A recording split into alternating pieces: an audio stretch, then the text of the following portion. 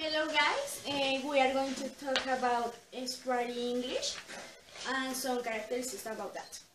Okay, the study English is a variety of modified regional speech.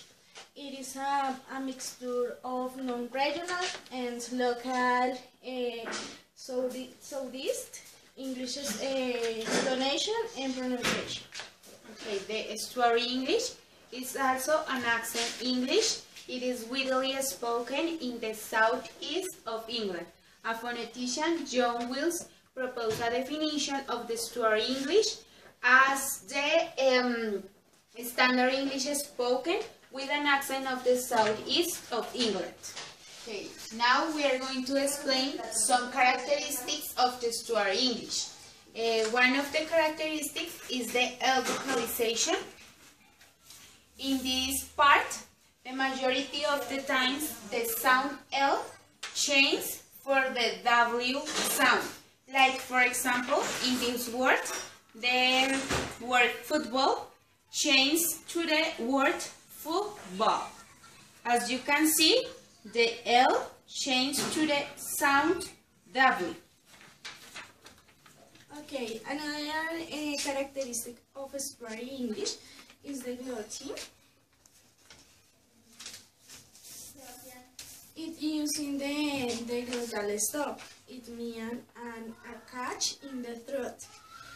So in the word when it have a T, the sound of T disappear, but only it happen when before the T is a vowel. So in the standard English, you say button, but in estuary English, you say button. The same happen with the others words. For example, you say butter, but in estuary English, you say ba'a, for go and remain. Another characteristic of the estuary English is the happy tense.